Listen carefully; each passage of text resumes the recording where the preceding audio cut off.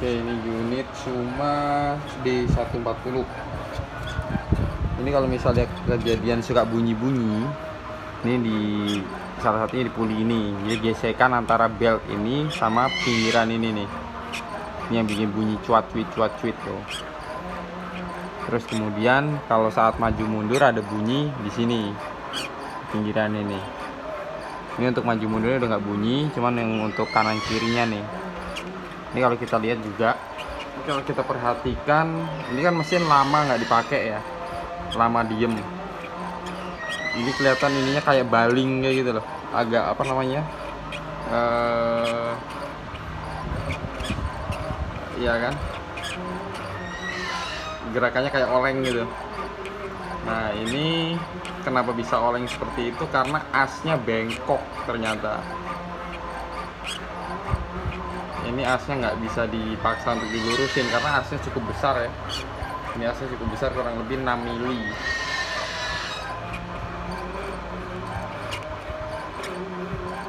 Itu kelihatan kan baling deh. Ini sebelah sini. Terus kemudian untuk yang sebelah sini juga.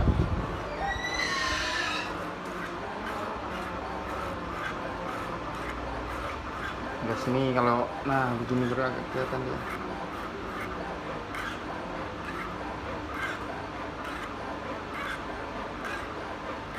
Jadi asnya ini bengkok, asnya ini. Nah as ini kalau mau diganti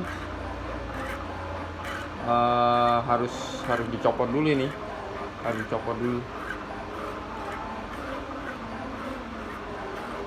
Cuman untuk penggantian as juga saya tidak berani menjamin bahwa nanti akan sembuh balingnya itu ya, olengnya itu. Jadi ini dampak karena kemarin lama nggak dipakai, dia diam di satu tempat, di satu sudut. Terus kemudian ada yang saya lupa ya, apakah ini harus ada bautnya atau enggak ya. Jadi tadi waktu saya bongkar, ini di sini nggak ada bautnya, sedangkan seharusnya kalau menurut feeling saya itu harusnya ada baut. Baut ini fungsinya untuk menyetel kerasnya si per ini. Per ini kan yang dia menarik tension dari si belt ini kan. Jadi kalau dia pernya terlalu loss, nggak ada yang nahan baut. Tapi di sini ini ada ini ya, ada apa namanya, ada lubang untuk baut di sini nih. Berarti seharusnya ada baut. Ini baut baru saya pasang sendiri. Jadi tujuannya untuk setelan ini, setelan per ini, biar dia nggak terlalu tegang seperti itu. Karena kalau terlalu tegang, pastinya belt ini juga akan mendapat tarikan yang terlalu berlebihan, terlalu keras, sehingga juga ini as ini bisa bengkok juga. Untuk nyatanya kenapa saya bilang bisa bengkok, karena yang nyatanya bengkok. As yang ini sama as yang sebelah sana tadi, yang di kuli sebelah sana, itu bengkok asnya. Bengkoknya nggak begitu kelihatan, tapi saat gerak ini kelihatan ininya baling dia. Nih di sudut sini ya, agak sedikit kelihatan baling dia.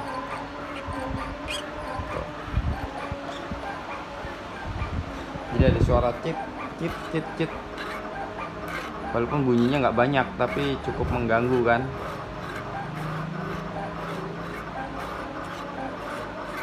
Lama-lama sih akan sembuh sebenarnya.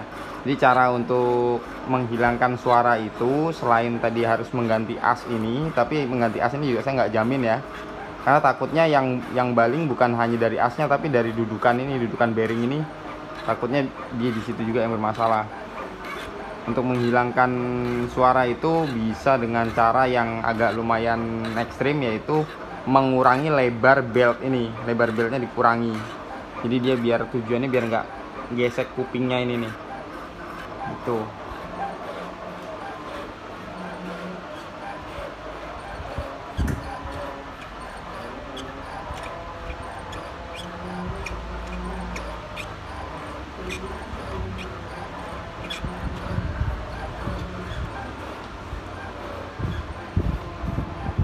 Oke, gitu dulu ya. Ini saya lanjutkan dulu. Semoga tadi penjelasan dari saya cukup bisa dipahami ya. Jadi mesin kalau misalnya mau lama nggak dipakai gitu, sebaiknya ya kalau masih ada setelan tension di sini. Kalau masih ada setelan tension di sini, ini beltnya dikendorkan sekendor-kendornya. Yang penting nggak sampai copot sendiri gitu ya. Jadi dikendorin aja sampai bener-bener kendor, baru mesinnya di packing, dibungkus yang rapi seperti itu. Karena ini mesin tadi kondisinya juga jamuran di mana-mana, makanya terjadi ketegangan seperti itu dia di pulinya.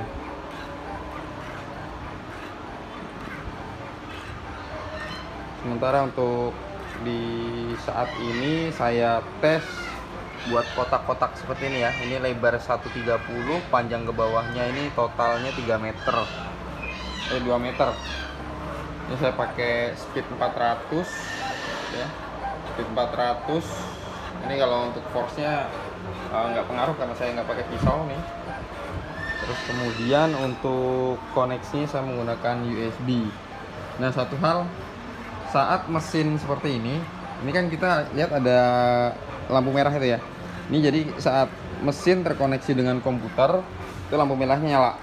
Nah, misalnya suatu saat terjadi lampu merahnya itu kedip-kedip, tapi kita pakainya USB, itu faktornya karena kabelnya kepanjangan.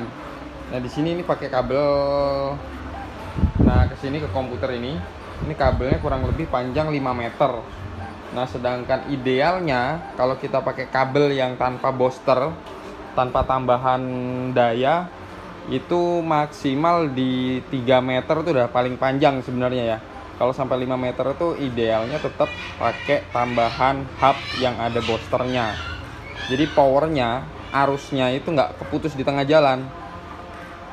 Jadi kalau indikatornya ini dia kedip-kedip, itu karena dia nggak kuat arusnya seperti itu.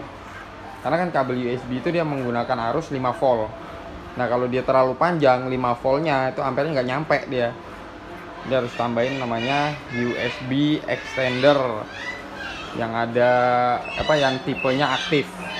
USB extender aktif. Seperti itu. Memang harganya lebih mahal, tapi dia kalau pakai USB extender yang aktif itu dia bisa sampai ke 10 meter, 15 meter dia nggak hilang koneksinya seperti itu. Oke, seperti itu aja penjelasannya ya. Semoga dapat dipahami. Salam sukses selalu.